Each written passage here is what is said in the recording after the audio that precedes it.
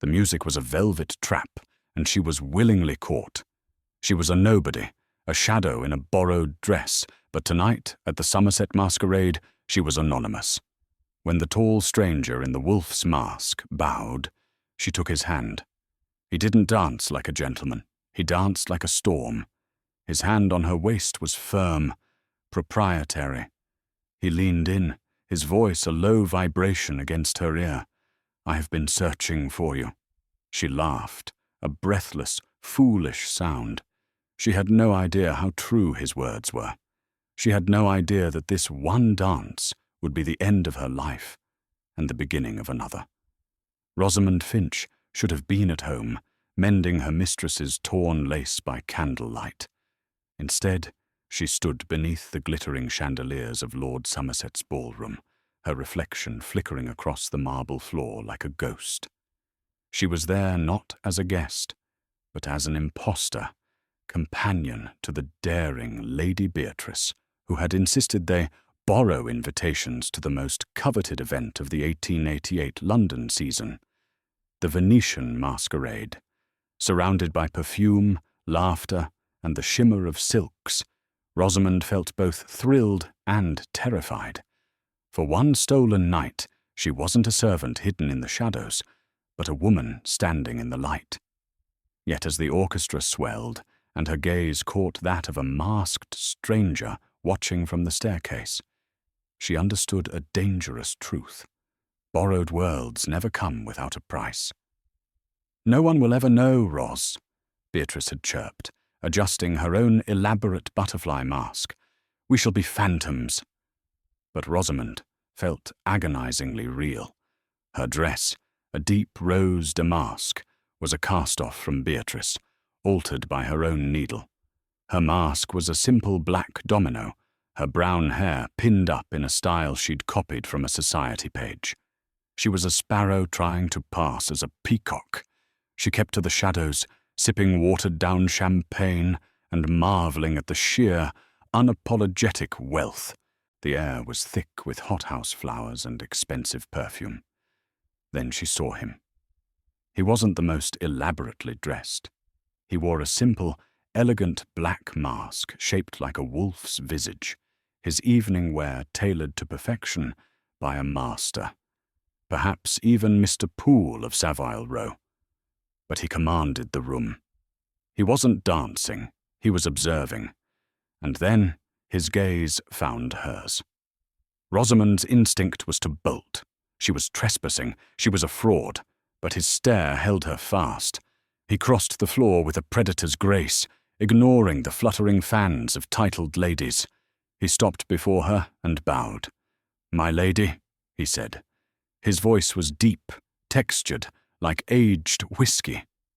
"I am not a lady, sir," Rosamond replied, her voice trembling slightly. It was a foolish, honest mistake. The wolf mask tilted. "Are you not?" A slow smile touched his lips, visible beneath the mask. "Then you are the most compelling commoner in all of London." He held out a gloved hand. "Dance with me." She shouldn't have. It was madness, but she did.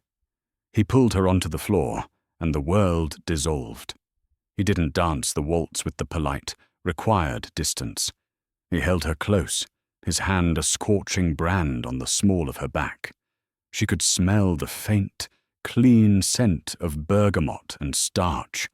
He moved with a devastating confidence, leading her through the intricate steps as if they had done this 1,000 times. "Who are you?"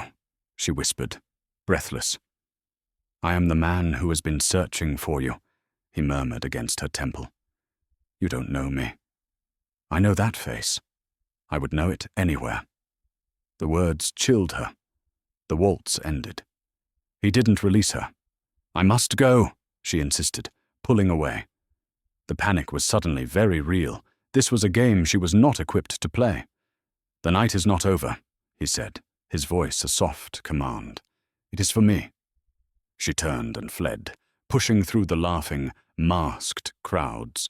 She didn't stop until she was out of the ballroom, down the grand staircase, and in the servants' corridor Beatrice had shown her. She retrieved her drab wool cloak, threw it over the rose damask, and slipped out a side door into the cold October night. She hurried down the cobbled mews, her heart hammering. She was a fool. What had she been thinking? She reached the main street, gaslit and shrouded in a damp fog, and looked for a cab. A dark brougham carriage, sleek and unmarked, was waiting by the curb. As she passed it, the door swung open. Before she could scream, a large hand clamped a sweet-smelling cloth over her mouth and nose. Her knees buckled. The last thing she saw was the silver gleam of a signet ring on the man's little finger. Then darkness consumed her. She awoke with a gasp. Her head throbbed. She wasn't in her tiny attic room at Lady Beatrice's townhouse. She was in a bed so vast and soft, she felt like she was drowning in linen and down. The room was breathtaking. Gilded ceilings, silk-panelled walls, and a fireplace large enough to stand in. She scrambled out of the bed, her heart seizing. She was still in the rose damask dress. The door was unlocked. She crept out into a magnificent hallway, lined with portraits of stern-looking ancestors. She descended a sweeping marble staircase, her hand trembling on the polished banister. She entered a vast library. Books lined the walls from floor to ceiling, and standing by the fireplace, one hand resting on the mantel, was a man. He was dressed in a pristine smoking jacket of midnight blue velvet. He was tall, impossibly handsome in a severe, angular way, with dark hair and eyes the colour of a winter sky. He was the wolf from the ball, but he wore no mask now. "Good morning," he said, his voice the same intoxicating rumble. "I trust you slept well." "Where am I?" Rosamond demanded, her voice betraying her terror. "Who are you? You abducted me." "I did." He showed no remorse. "My name is Alistair Blackwood. I am the Duke of Ashworth, and you, my dear, are my fiancée." Rosamond stared at him. "I think you are mad. I am no one's fiancée. I am a lady's companion. My name is Rosamond Finch." The Duke smiled, a cold, thin expression. "Your name is irrelevant. Your face, however, is everything." He gestured to a large, oil-painted portrait above the fireplace. Rosamond stepped closer, her blood turning to ice. The woman in the portrait was her. It was her face, her eyes, her hair, her mouth, the set of her chin, the small mole just below her left ear. It was her. But she was dressed in priceless jewels and a gown of iridescent silk, her expression timid and sad. "That," the Duke said, "is Lady Genevieve Warren, my betrothed, and she has been missing for 3 weeks." Rosamond's breath hitched. She pressed a hand to her chest, her mind reeling. This is a trick, a painting. It's impossible." "It is, I assure you, very possible," Alistair said, his voice devoid of warmth. He moved from the fireplace to a large mahogany desk, picking up a silver-framed photograph. He held it out to her. It was a daguerreotype, stark and clear. The same woman from the portrait, her face identical to Rosamond's, stood beside a stern-looking older couple. "Lady Genevieve is my fiancée," the Duke explained, his tone all business. "Our engagement was arranged by our fathers years ago. It is not a love match. It is a contract upon which the entire future of my estate depends." He began to pace, his hands clasped behind his back. "The Ashworth entail is archaic, a relic of a spiteful ancestor. It stipulates that I must be married by my 30th birthday, which is in 4 weeks. And not just to anyone. To a daughter of the Warren line. To Lady Genevieve. If I fail, my holdings, the mines in Wales, the lands in Scotland, this very house, are forfeit. They revert to the Crown, only to be snapped up by my creditors. And your greatest creditor," Rosamond whispered, remembering the society gossip she'd read to Lady Beatrice. "Is Lord Harrington." Alistair's head snapped up. His blue eyes were sharp. "You are well informed. He's your rival. Everyone knows it. He's more than a rival. He's a vulture. He has been buying up my family's debts for years, waiting for this clause to activate. He wants to see Ashworth crumble." The Duke stopped pacing and fixed her with an intense stare. 3 weeks ago, Lady Genevieve vanished from her family's country home. No note, no trace. Just gone. "So you saw me at the ball." "My agents have been scouring London for weeks, looking for any trace of her. One of them spotted you in Hyde Park with your employer 2 days ago.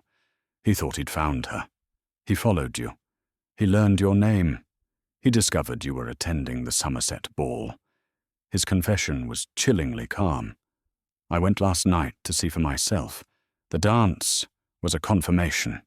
You move differently than she did. You speak differently. But that face, God, that face, it is identical in every conceivable way." "I am not her," Rosamond cried, frantic. "I am Rosamond Finch. My father was an artist. He died 2 years ago. I have been a companion ever since. I have references. I don't care if you were raised by wolves," he snapped. "I care only about what the world sees, and they will see Lady Genevieve." He came to stand directly in front of her. He was much taller than her, a monolith of power and privilege. "Here is my proposition, Miss Finch. You will become Lady Genevieve. You will live in this house. You will learn her habits, her history, her signature. You will stand beside me at the altar in 4 weeks. You will be my wife in name, and in name only." Rosamond recoiled. "You are insane! I will not! I will scream! I'll go to the police!" "And tell them what?" he countered, his voice dangerously soft. "That a duke abducted you? Who will believe you? A penniless companion who was, I might add, trespassing at the Somerset ball? I'll simply say you are my fiancée, suffering from a nervous breakdown. That you have delusions. You will be locked in an asylum before luncheon." Her blood ran cold. He was right. She had no power, no allies. She was trapped. "After the wedding," he continued, "after the entail is satisfied and my lands are secure, we will arrange a separation. You will travel abroad for your health, and you will be paid the sum of £10,000. £10,000! It was a king's ransom. It was a lifetime of security, of freedom. It was enough to never be at the mercy of a cruel mistress or a cold world again." "And if I refuse?" she whispered. The Duke's face darkened. "Then you are of no use to me. You are a liability. I can just as easily have you arrested for trespassing and the theft of Lady Beatrice's gown. You will be ruined, Miss Finch. You will end up in Newgate prison or on the streets. Your choice." He was a monster, a cold, calculating monster. But she was a survivor. She thought of her cold attic room, of the endless, petty humiliations of her life. She thought of the 18-hour days, the scraps of food, the constant fear of dismissal. Then she looked at the portrait. The woman with her face looked so sad. "What happened to her?" Rosamond asked, her voice quiet. "The real Genevieve. Do you even care?" Alistair's expression flickered. "She was my duty. Her whereabouts are my concern, not yours. Your concern is survival." He gestured around the opulent library. "This, or Newgate." Tears of rage and fear pricked her eyes, but she would not let them fall. She would not give him the satisfaction. She lifted her chin, meeting his icy gaze. "I will need a new wardrobe," she said, her voice shaking but firm. "If I am to be a lady, I must look the part, and I will not be your prisoner. I will have access to the grounds." Alistair Blackwood, the Duke of Ashworth, studied her for a long, silent moment. A spark of something, not approval, perhaps respect, lit his eyes. "Very well," he said. "Mr. Thorne, my secretary, will see to your needs. Your education begins in 1 hour." He turned to leave, then paused at the door. "Oh, and Miss Finch. Welcome home, Genevieve." The next 3 weeks were a blur of exquisite torture. Rosamond was a prisoner in a gilded cage. The Duke, Alistair, was a phantom. He was in the house, but she rarely saw him. He was busy in the city, holding his creditors at bay, projecting an aura of absolute calm, while his world was on the verge of collapse. Her keeper was Mr. Thorne. He was a small, precise man with wire-rimmed spectacles and a perpetually worried expression. He was, Rosamond learned, the only other person in the world who knew the truth. Her ladyship was quiet, Thorne explained, his hands fluttering over a stack of notes. They were in the morning room, a light-filled space that felt like a beautiful prison. She favored the pianoforte. She played. Adequately. "I do not play," Rosamond stated flatly. "A problem," Thorne muttered. "We will say you injured your wrist in the country, a fall from a horse. Did she ride?" "Poorly. She was afraid of horses." "I am not," Rosamond said, thinking of the few times her father had paid for her to ride a stable pony. "Good. That's a point in my favor." Thorne looked scandalized. "My dear Miss Finch, the goal is not to improve upon Lady Genevieve. It is to be her. You must be timid. You must be hesitant. You must fade into the wallpaper." "I am not a woman who fades, Mr. Thorne." "You must learn," he insisted, his face pale with stress. "The Dowager Duchess, His Grace's mother, is arriving from Kent this afternoon. She is not easily fooled." The Dowager Duchess, Lady Margaret Blackwood, arrived like a battleship. She was a tall, imposing woman in severe black silk, her white hair piled high, her eyes as sharp and blue as her son's. She swept into the drawing-room where Rosamond, dressed in a pale blue day dress that Genevieve had left behind, waited like a lamb for slaughter. "Genevieve," the Duchess said, her voice clipped. She did not embrace her. She simply peered at her, her gaze raking over Rosamond from head to toe. "Your Grace," Rosamond said, sinking into the curtsy Thorne had drilled into her. "You look different," the Duchess said, her eyes narrowing. "It's the country air, I believe," Rosamond offered, her heart pounding a deafening rhythm against her ribs. "I feel much invigorated." "Invigorated," the Duchess repeated, as if the word were a piece of rotten fruit. "Genevieve, you have never been invigorated a day in your life. You have been indisposed, piqued, and suffering from a malaise. You have never been invigorated, and you've done something with your hair." Rosamond resisted the urge to touch the simple chignon. "It's just pinned up, Your Grace." "Humph. Well, sit. Don't hover." Rosamond sat. The Duchess interrogated her for an hour. She asked about her mother's health, about her time in the country, about her favorite watercolors. Rosamond relied on the thick binder of notes Mr. Thorne had compiled. She gave short, vague, timid answers. Finally, the Duchess stood up. "Alistair tells me you are recovered from your breakdown and are ready to proceed with the wedding." Rosamond blinked. "Breakdown?" "Your sudden flight from your parents' home. Your refusal to correspond. Alistair has been managing the gossip, telling everyone you had a fit of nerves. Understandable, I suppose. He is a difficult man. But you are back, and that is what matters. The Ashworth line must be secured." She walked to the door, then paused. "Strangely, this invigoration suits you. You're less damp than I remember." When she was gone, Rosamond let out a breath she felt she'd been holding for an hour. Mr. Thorne peeked in from the hallway, mopping his brow. "A success, miss. A qualified success." But Rosamond felt a creeping dread. This was more than a simple deception. She was stealing a life. And she was discovering that the life she was stealing was a deeply unhappy one. That night, she couldn't sleep. The silk sheets felt like shackles.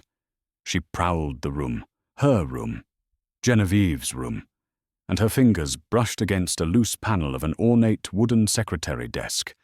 Curious, she worked her fingers behind it. A small hidden drawer sprang open. Inside was a small, leather-bound journal. Her hands trembled as she opened it. The handwriting was delicate, spidery, and filled with a desperate, looping terror. October 3rd. He found me.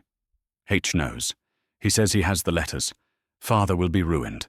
The shame will kill him. H says he is the only one who can help me. But his price is Ashworth. October 5th. I cannot tell Alistair. He is a hard man. He sees only duty. He would see this as a weakness in my line. He would not save me. He would simply replace me. H says I must do as he says. He wants me to break the engagement. October 8th. He is a monster. He said if I will not break the engagement, I must disappear. He says he will keep me safe until the deadline has passed. He says it is the only way to save my father. I am so afraid. I am going to the old cottage by the lake. He is arranging it. I have to trust him. I have no other choice. Rosamond's blood ran cold. H. Lord Harrington. Genevieve hadn't just run away. She was being blackmailed. She was a prisoner, just as Rosamond was. She slammed the journal shut, her mind racing. This wasn't a business arrangement. This was a conspiracy, and she was standing right in the middle of it. The next evening, the Duke informed her they would be attending the opera. "It is necessary," Alistair stated, standing in the doorway of her sitting room.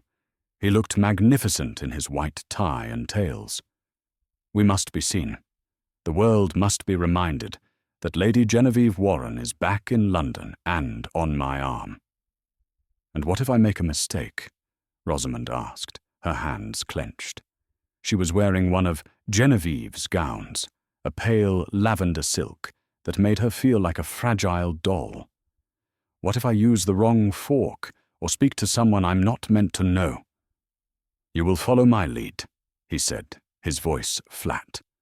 "You will smile, you will nod, and you will say as little as possible. You are, after all, recovering from a nervous ailment." The Royal Opera House at Covent Garden was a glittering jewel box of crimson velvet and gold. Rosamond felt 1,000 eyes on her as Alistair led her to the prominent Ashworth box. The whispers were immediate. "That's her, Lady Genevieve. Looks rather well for a mad woman." Heard she tried to drown herself. Rosamond kept her chin high, her expression serene, just as Thorne had coached. She could feel Alistair's presence beside her, a solid wall of unyielding strength. During the first intermission, their box was flooded with visitors. Alistair handled them with curt, cool efficiency. Rosamond smiled and nodded, surviving on adrenaline. And then he appeared. "Your Grace." Lord Harrington entered the box, his smile wide and predator-slick. He was a handsome man, but his eyes were cold and black. "And Lady Genevieve, what a joy to see you returned to us. We were all so terribly worried." "Lord Harrington," Alistair said, his voice a blade of ice.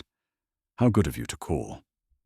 Harrington took Rosamond's hand, his thumb brushing lightly over her knuckles. He did not kiss it. He held it, studying her. "You are looking transformed, my dear. The country has worked wonders." "Thank you, my lord," Rosamond said, her voice a small, breathy thing she hoped passed for timid. She gently extracted her hand. "I trust your father is well?" Harrington asked, his eyes glittering with malice. "I have not had business with him in some time." Rosamond's blood chilled. "He has the letters. This was the man from the diary." "He is, as well as can be expected," she murmured, lowering her gaze. "Excellent." Harrington smiled.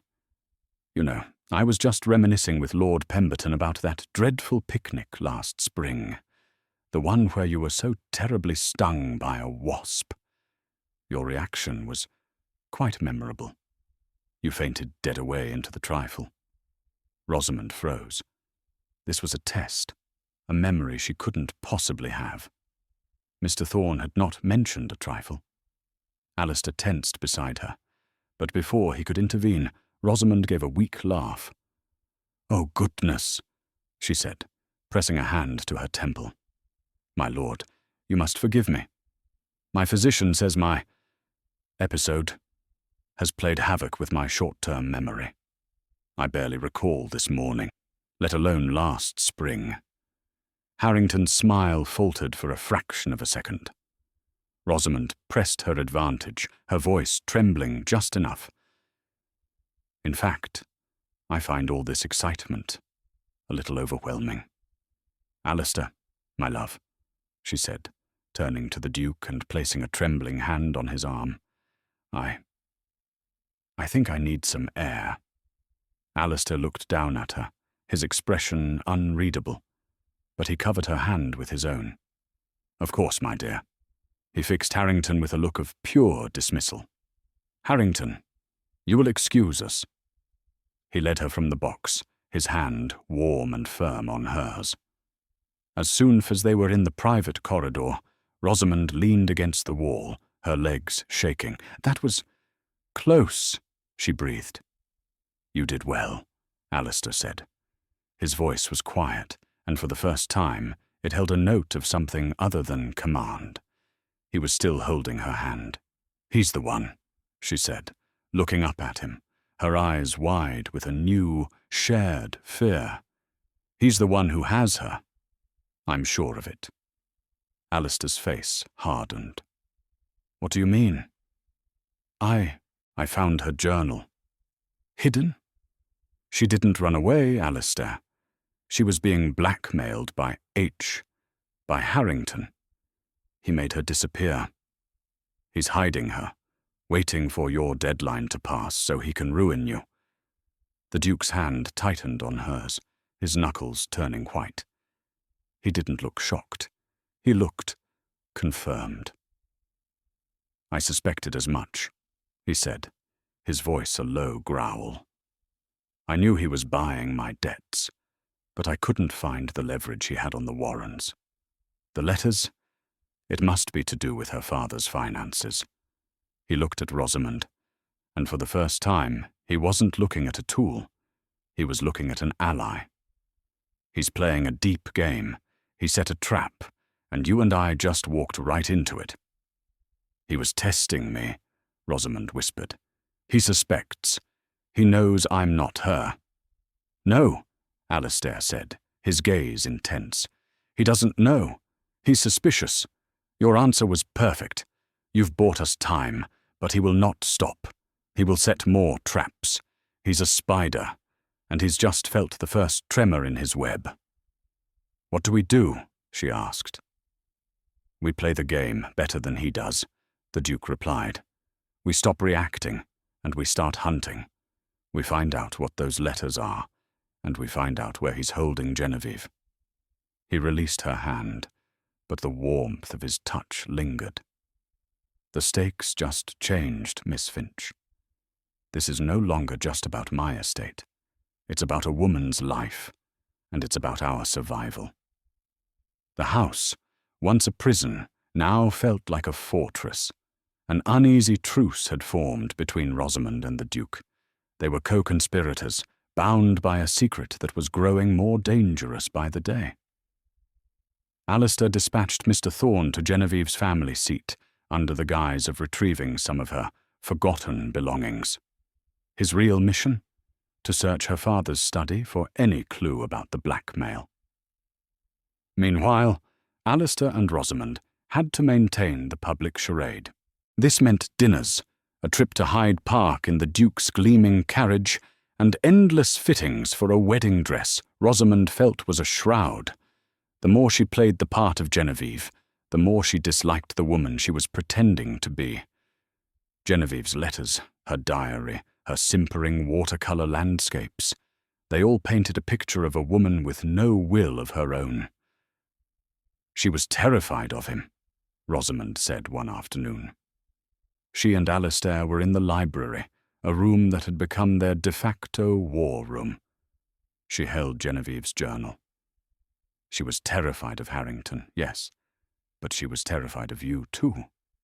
Alistair looked up from a stack of ledgers, his expression dark. That is not my concern, isn't it? Rosamond pushed, emboldened by their new alliance. You call her your fiancée, but you describe her like a brood mare, a piece of the entail. You say she was your duty? Did you ever once speak to her? Truly speak to her? I spoke to her, as was appropriate for our station, he retorted, his voice clipped. Our marriage was a contract. Love was not a clause. Of course not, Rosamond shot back, her temper flaring. How could there be? You are the coldest man I have ever met. You sit here, moving your pieces around your board, but you never once considered what she wanted. No wonder she ran. You and Harrington are just two sides of the same coin.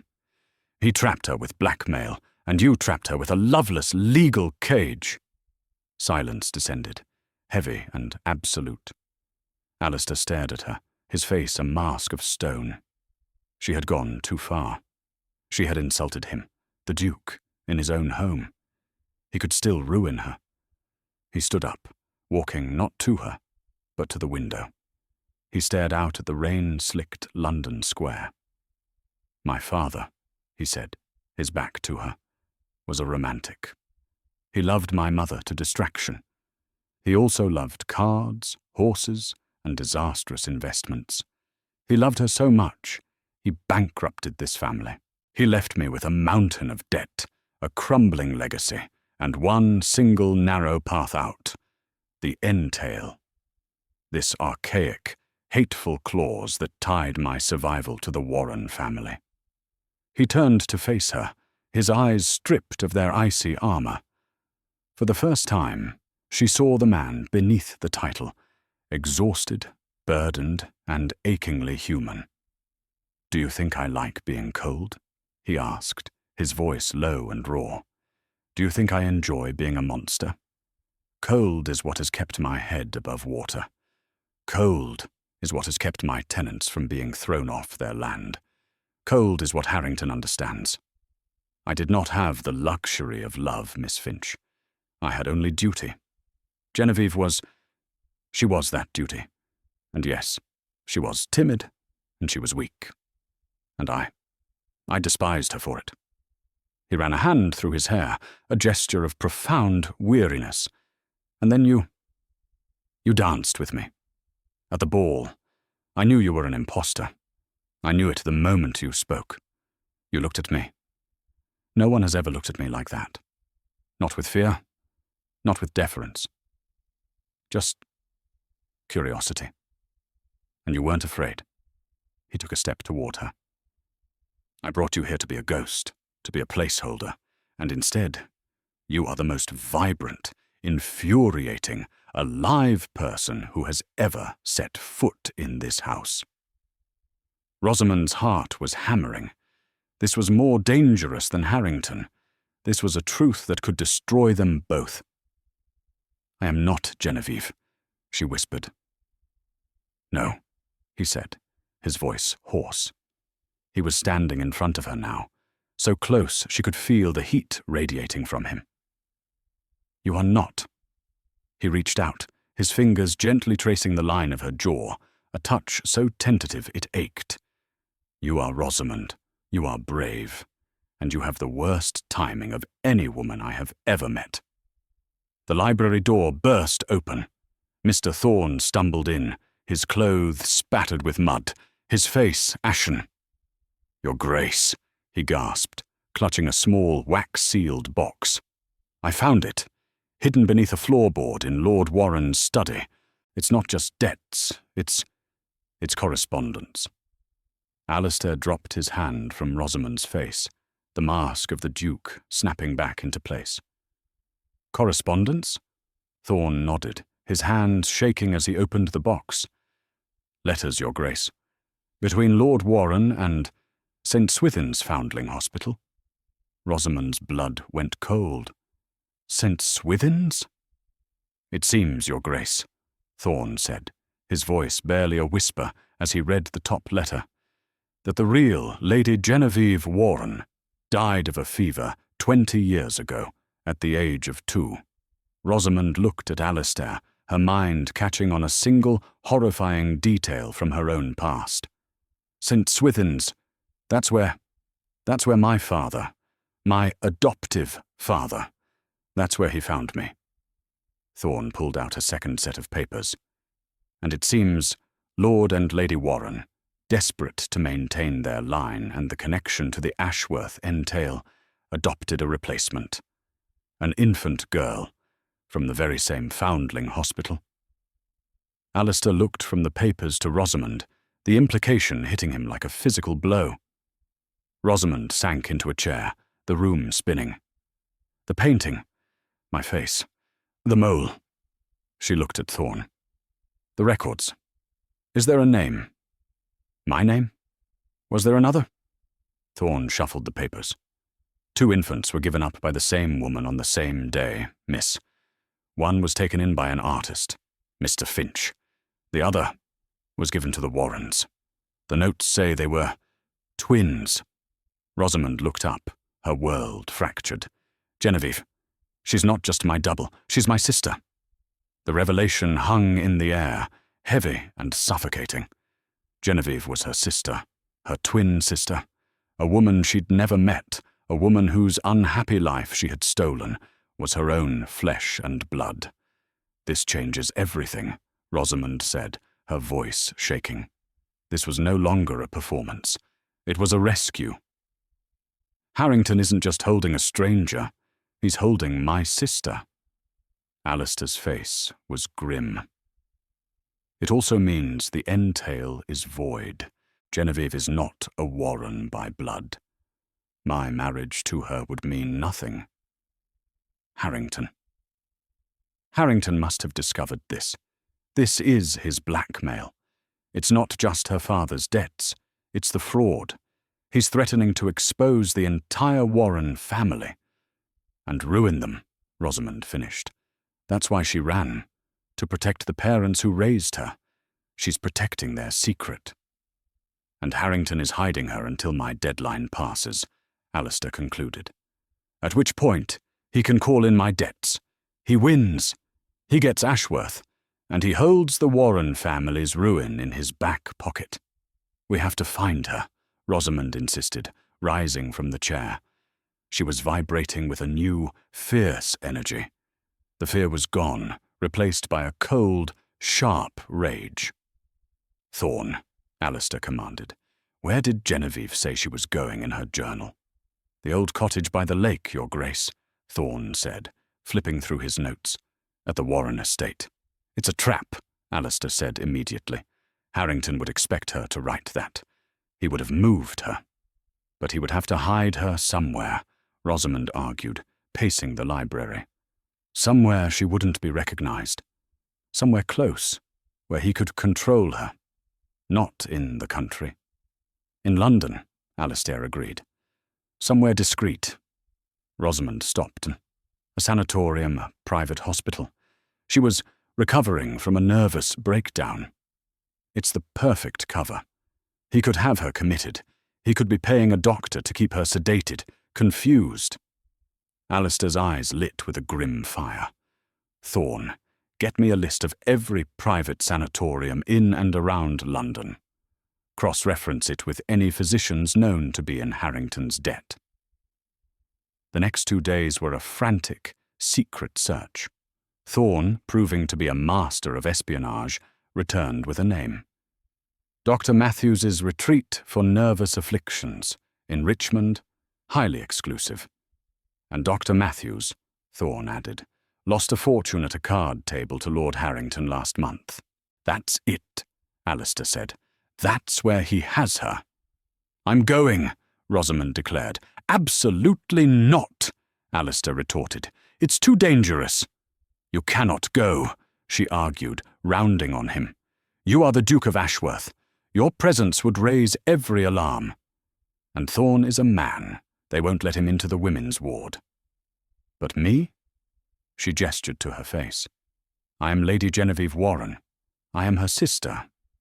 I am the only person on earth who can walk in there and not be questioned. I will say I'm her cousin. That the resemblance is a family trait. I'll say I'm there to visit. Alistair looked at her, his jaw tight with conflict. He was a man who craved control, and she was asking him to surrender it. It is the only way, Alistair, she said, her voice soft but unyielding. You know it is. He finally gave a short, sharp nod. Thorne will go with you. He will wait in the carriage. If you are not out in 1 hour, he is to fetch me. I will be at my club. I will bring friends. We will tear the place down if we have to. Dr. Matthews's Retreat was a beautiful brick house set in sprawling gardens, looking more like a country hotel than an asylum.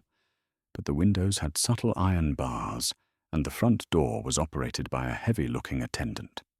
Rosamond, dressed in a modest but wealthy-looking travelling suit, her face hidden by a veil, approached the desk. I am here to see Lady Genevieve Warren, she said, her voice cool. I am her cousin, Miss Finch. The attendant looked surprised. Lady Warren is not receiving visitors. Doctor's orders. And my orders, Rosamond said, channeling the Dowager Duchess, are to see her. Do not make me speak to Dr. Matthews about your impertinence. The attendant, cowed by her tone, stammered and led her down a long, white corridor that smelled of lavender and bleach. He unlocked a heavy door. She is not herself, miss. Be prepared. The room was small but comfortable, and sitting in a chair by the window, staring blankly at the garden, was a woman. Rosamond's breath caught. It was like looking into a mirror, but a warped, broken one. This was Genevieve. She was thinner, her skin pale, her eyes wide and vacant. She was wearing a simple white wrapper, her identical brown hair hanging lank around her shoulders. Genevieve, Rosamond whispered. The woman turned, her eyes slowly focusing. They widened in absolute, abject terror. No, go away. He sent you. Another trick. No, Rosamond said, walking slowly into the room. She locked the door behind her and pulled off her veil. Genevieve screamed, scrambling back against the wall. Who are you? What is this? My name is Rosamond, she said, holding up her hands. I'm not here to hurt you. Look at me. Please, just look. She touched the small mole below her ear. I have one too. Genevieve stopped screaming, her breath hitching in sobs. She stared, her mind clearly struggling through a fog of laudanum. We look the same, Genevieve whispered. We are twins, Genevieve, Rosamond said, her own tears starting to fall. We were separated at birth. I was raised by a man named Finch. You were raised by the Warrens. Their real daughter died. Genevieve just stared, shaking her head in disbelief. Harrington has been blackmailing you, Rosamond continued, speaking quickly. He's using the secret of your adoption to ruin Alistair, to ruin the Duke. At his name, Genevieve flinched. The Duke. He's a hard man. He knows, Rosamond said. He knows everything. And he is not the man you think he is. He is trying to save you. We are trying to save you. Save me." Genevieve's eyes filled with a desperate hope. "Harrington, he said he would tell everyone that my father would go to prison. He won't. We have the proof.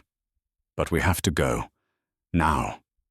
Rosamond grabbed a cloak from the wardrobe and threw it around her sister's shoulders. "The wedding is in 2 days. That's Harrington's deadline. He's planning something." "The ball," Genevieve whispered, her mind clearing. Dr. Matthews told me.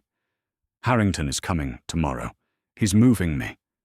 He said I had to be at the Duke's engagement ball. He said he was going to present me as proof of the Duke's fraud." Rosamond's blood ran cold. He wasn't just going to let the deadline pass. He was planning a public, devastating execution. "He's going to expose us all," Rosamond said. "The Duke, the Warrens, and you, and me." She grabbed her sister's arm. "No, we're not going to let that happen. We're going to use his own plan against him." The Ashworth ballroom was a sea of glittering diamonds and old money. It was the night of the engagement ball, the night before the supposed wedding. The air was electric with gossip, the orchestra playing a vibrant Strauss waltz. Rosamond stood at the top of the grand staircase, her hand on Alistair's arm. She was wearing the Ashworth wedding gown. It was a masterpiece of ivory satin and seed pearls, and it felt like armor. She had never been more terrified, or more alive. "He's here," Alistair murmured, his eyes scanning the crowd. "In the corner, by the French doors." Rosamond saw him. Lord Harrington, smiling, accepting a glass of champagne, his eyes fixed on them. He looked like a wolf who had cornered his prey. "And her?" Alistair asked. "She's with Thorne, in the north drawing room. She's terrified, but she's ready." They descended the stairs, a perfect, false couple. The crowd parted for them. They were the center of the universe. "My dear," Harrington said, stepping forward, his voice booming for all to hear. "You look radiant, a true vision." "Lord Harrington," Rosamond said, her voice clear and strong, not the whisper of Genevieve. "Alistair," Harrington said, turning to the Duke, "a word. In celebration of your success. I believe I have an engagement present for you. A surprise, you might say." "Oh, I doubt you could surprise me, Harrington," Alistair replied, his voice dangerously smooth.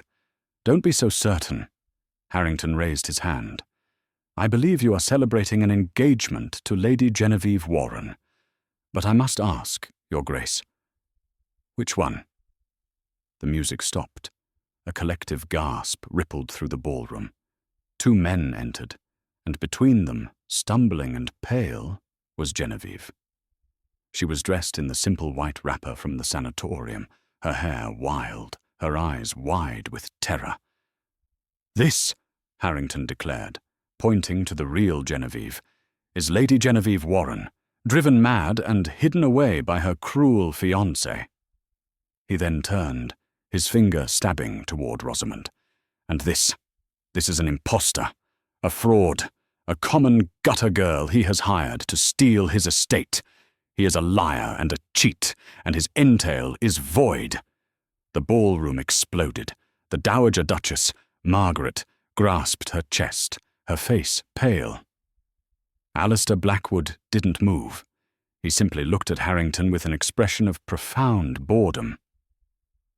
"Are you quite finished, Harrington?" the Duke asked.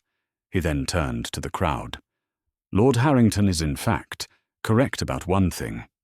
This woman," he gestured to Rosamond, "is not Lady Genevieve Warren." The whispers became a roar. Rosamond's hand tightened on his arm, but she kept her chin high. "And this woman," Alistair continued, pointing to the trembling Genevieve, "is indeed the true Lady Genevieve. But she was not hidden by me. She was imprisoned by Lord Harrington." "Lies!" Harrington roared. "Was she?" Alistair countered. He nodded to Mr. Thorne, who stepped forward, handing a packet of letters to the Dowager Duchess.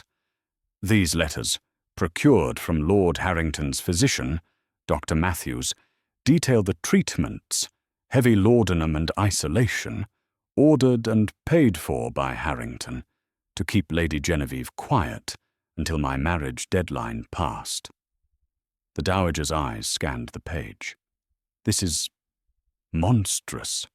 But why? A lord near the front asked. Because, Rosamond said, her voice ringing out, clear and true, silencing the room.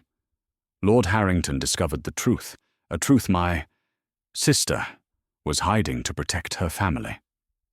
She let go of Alistair's arm and walked down the steps, across the marble floor, until she stood directly in front of her twin.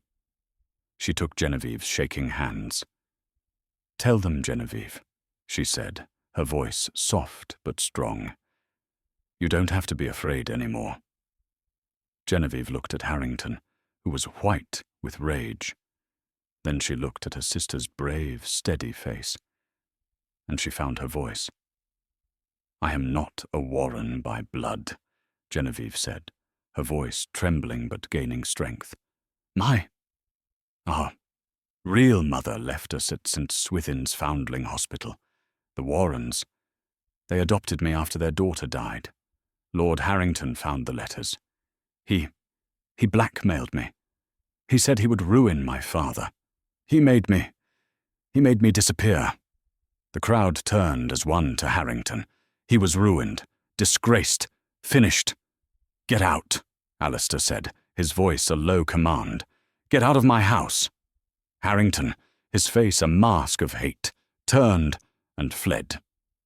The ballroom was silent, everyone watching the two women who looked like reflections. Alistair walked down and stood beside Rosamond. He addressed the crowd, but his eyes were on her. "The Ashworth entail," he said, "is indeed void. My engagement to Lady Genevieve is, and always was, based on a fraud. Therefore, the engagement is broken." Rosamond's heart sank. It was over. He was free. His lands were forfeit, but his honor was intact. And she was free, too. "The Ashworth estate," Alistair continued, "will likely be seized by the Crown. I am, as of this moment, a man of no standing and no property." He turned to Rosamond. He didn't see the crowd. He didn't see the shocked faces. He only saw her. "But," he said, his voice, for the first time, full of undisguised warmth, "a man with no property is, for the first time in his life, free to make his own choice." He went down on one knee. On the marble floor of the ballroom, in front of all of society, the ruined Duke of Ashworth took the hand of the penniless companion. "Miss Rosamond Finch," he said, his voice breaking with an emotion she never thought him capable of. "You are the bravest, most infuriating, and most magnificent woman I have ever known. You are not my duty. You are my choice. Will you do me the honor of marrying a poor man?" Rosamond looked at her sister, who was smiling through her tears. She looked at the Dowager Duchess, who was dabbing her eyes, and she looked at Alistair. "I have never," she said, her own tears falling, "wanted to marry a rich one." She pulled him to his feet. "Yes, Alistair. Yes, I will." And as he kissed her, the Ashworth ballroom, for the first time in a century, erupted in genuine heartfelt applause. They say the Blackwood family lost everything that night, but they were wrong. Alistair, it turned out, was a brilliant man. When he wasn't shackled by archaic laws, he used his last remaining funds to invest in new, real-world ventures, railways and shipping, and Rosamond, with her practical, sharp mind, was his partner in everything. They rebuilt their fortune, not on a name, but on their own wits. Lady Genevieve, free from her secrets, found her own voice. She refused a society match, instead finding love with a kind doctor who valued her for who she truly was. The sisters, united at last, became inseparable. The Ashworth estate? It was eventually bought back, not by an entail, but by a duke and duchess who had earned it, and who filled its halls with love, not just duty. Thank you for listening to this story. What do you think of Rosamond's choice? Would you have been brave enough to take her place? Let me know your thoughts in the comments below. Your stories and feedback are what bring this channel to life. If you enjoyed this journey of drama and romance, please hit that like button. Share this video with a friend who loves a good twist, and be sure to subscribe and ring that bell. We have so many more stories to tell, and you won't want to miss a single one.